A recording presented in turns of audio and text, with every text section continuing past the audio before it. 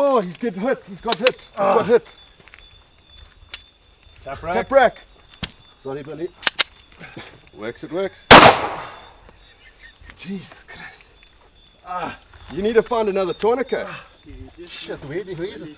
Have a look around. There might be one. Okay. Tourniquet going on. High and tight. Okay, I've got some bleeding here on his face as well. Are you okay with that, Abby? Yep. Tourniquet's still fine. Oh, come on. Come on. Nico, Yes. your right hand, pay that for me. Just pull it. Go, go.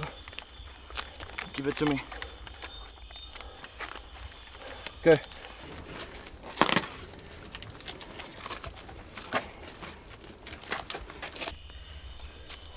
Sharps out. See my finger?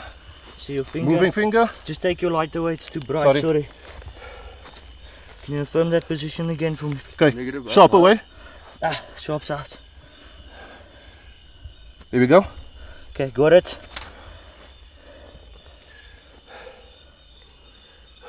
Sharps in. But that's probably because of blood loss. Where is the space blanket? What's going on, guys? Welcome back to the channel Everyday Carry for Everyday Guys. So as I've been mentioning in my past videos, we are going to start looking at more, shall I say, overt quote-unquote battle gear. Today we're going to be looking at my Taakmag first responder med pouch. I'm going to be reviewing it, guys.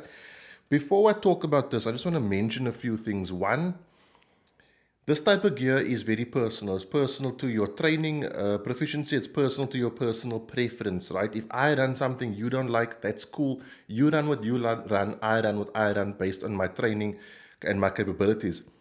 When I review the pouch, I'm going to try to talk about it in such a way that shows off the pouch itself and not how much I like it, because I really like it. I think it is the Rolls Royce of first responder, or shall I say Rolls Royce of med pouches, but then again it is Rolls Royce price at 1850 Rand.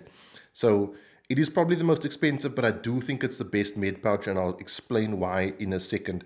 Further to that, guys, remember, if you're doing anything medical, be really careful. People will literally sue you for saving their lives. If someone has an arterial bleed and you wrap a tourniquet around it and they survive, but there's massive bruising, they're going to be like, take you to court because I didn't give you permission to do that, and now my leg or whatever is bruised and it looks ugly. Going forward, I am going to be reviewing my Aspis plate carrier. I think it's a really good plate carrier, a modern minimalist design that does exactly what it should do and nothing that it shouldn't do. Let's flip the screen. I'll take you through the med pouch, what I have in it, and then we will flip back to end off. Okay, guys, so my Taakmag first responder med pouch sits on the 6 o'clock position on my battle belt.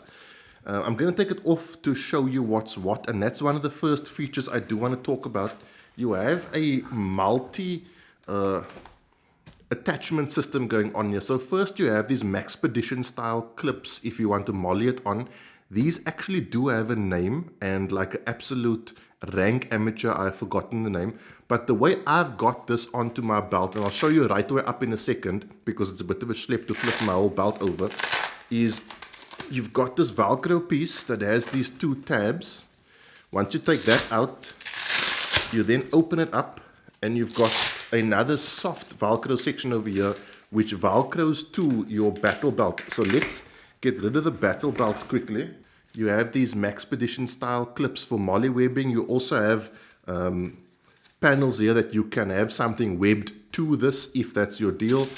And then the way I like to run it, because I like it to be mobile, is put my belt through here, and the grippy side of the Velcro of the belt goes against the fluffy side.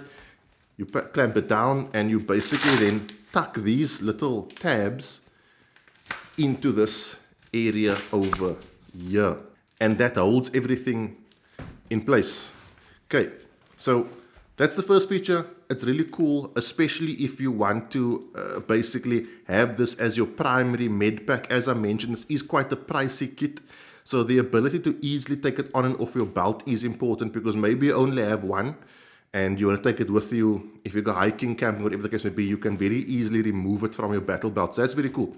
Okay, on the outside you have the fluffy Velcro panel for your morale patches, blood group, whatever the case may be. Then you have two sets of loops over here. I've got a Sharpie pen in here, but you could put a chem light or a very thin flashlight, whatever you want inside there. Sharpie pen simply because if I'm at a situation, if I'm at the scene of an accident, I can write on the person, on their forehead, on their skin, whatever the case may be, what I've discovered for when the ALS arrives or whatever the case may be. On top, you've got a panel, like a stretchy piece of paneling here, into which I have a set of trauma shears. These are titanium trauma shears, they're very cool, and a tourniquet. Now I can pull this tourniquet out both ways. I just pulled it out the one way. It's a bit harder to pull it out this way, but it can be done, so that's quite cool. This is quite a nice and flexy little pouch, or little elasticized band. Okay, that is the external, and then what happens is, so this is sitting at the 6 o'clock position on your belt, and with either hand you grab and you pull, and then this bit stays on your belt and this bit comes away. Okay, now this bit does have the grippy Velcro panel at the back, so if you want to Velcro this to a backpack or to your plate carrier, if it has a Velcro panel in front, you can absolutely do so, and then you can carry this with you. As I said, this is quite a pricey piece of kit, so the ability to transport it and not just have it slaved to your battle belt is quite cool. Now, the thing I really like about this kit is absolutely no zips. I'm not a big fan of zips on med kits and things like that. I know sometimes it's a reality, you can't get away from it, but wet hands, gloved hands, and I'll explain a bit later on why I don't like zips. So with a Velcro pull, this flips open and that flaps down. Okay, so let's start off at the bottom and I'll work my way up. So at the bottom we have ×2 compression gauze. There you go. It's going to be hard for my camera to focus on that, and they have these tearaways. This is just plain masking tape, guys, so you can tear it away easily when you're wearing gloves, when your hands are wet, whatever the case may be. Then just above that you have an emergency bandage, an Israeli bandage, whichever you want to call it, guys. An Israeli bandage, emergency bandage, it's just a bandage, a compression bandage with a fancy name.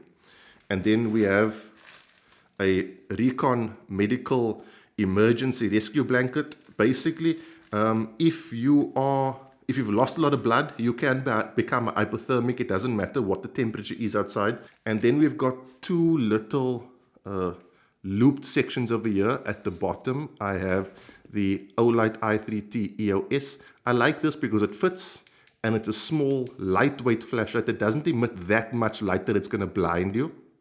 And you can sort of clip it onto the peak of a cap so you can work hands-free. Little AAA flashlight, Olight. I don't even know if they make this anymore, but it's a very cool little backup light to have in your kit, and it clips in here quite easily, it doesn't fall out. Then we also have a flutter valve. If you don't know what a flutter valve is or what it does, it goes with a chest decompression set. If you don't know what it is, just ignore it. Don't use things that you don't know what they are or you haven't been trained to use them. And that just nicely clips into there. So that's quite cool. Okay. On the center piece, you've got two little elasticized pieces here and here, as well as this main elasticized piece. So on the one end, we have a nasopharyngeal airway. This is basically, if you have a blocked airway, because this goes down the nose, and you create a artificial airway so the person can continue breathing. On the other end, right there, we have a needle decompression kit. This is for if you are experiencing or in the midst of a collapsed lung, you would use that to get the air out and not allow the air in. That's where the flutter valve comes into play. Centrally, on the main panel, we've got Salox Rapid Hemostatic Gauze. This stops bleeding really quickly. This is not compression gauze. Hemostatic gauze, it's specifically designed to stop arterial style bleeding. So heavy bleeding, that's what this is for. And And then we've got a large burn shield. Remember, this isn't a first aid kit. This isn't a boo-boo kit. This is like a big problem kit.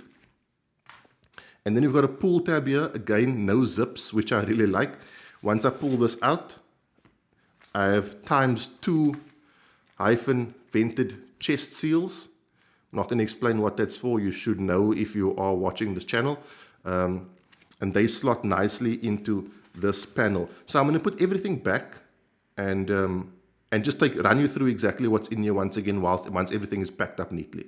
Okay guys, as you know, everyone's kit is going to be different. Everything is an opinion, nothing is a recommendation. This is mine, this is how I like it. We've got bleeding bandage blanket, we've got light, we've got airway, we have massive hemorrhaging, we have burn, and we have airway again with the double chest seal. Once you've got everything how you want it, I really like this because everything is grippy. It's easy to access. Things are held in there just tight enough, but not so loose that it falls out. You can just grab things and pull. It's a very, very well put together setup. The material, guys, it's got to be some sort of Kedora. As I mentioned, I love the fact that it's Velcro and not zippers. And then again, you've got your outer, and basically all you do is, these are like rubberized kind of grips. They're quite big. You can, as you can see, you can fit your fingers through it and pull. What you then do is just put this, oops, sorry, hit my mic there. Just get it over the first bit and then reach inside, grab the pull tab and just slide it all the way down. It is tight because it's supposed to be tight going in, but there you go. Once it's all in there, just make sure everything's nice and tight.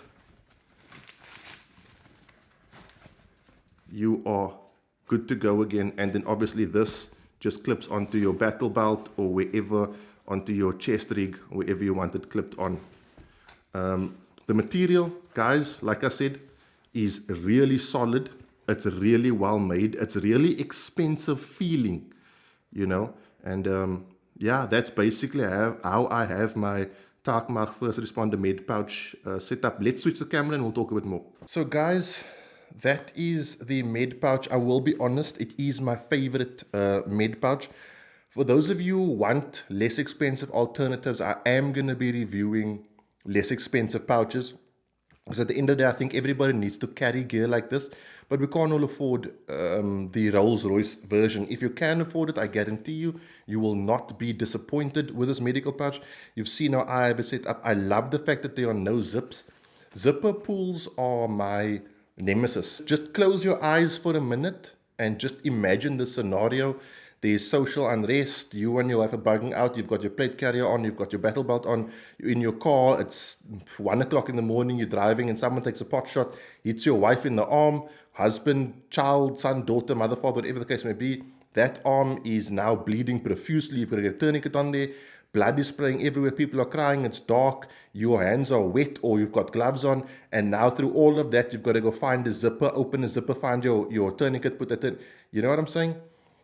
I just feel that Velcro is for me the way to go because like it's really simple. You just grab that piece of material and yank it. There's no right or wrong way to open a piece of Velcro, whereas sometimes with zipper pulls, if you have two zipper pulls next to each other and you pull the wrong one, you just pull the bag closed. Guys, just to end off, the reason this gear is important is the EDC game has evolved, right?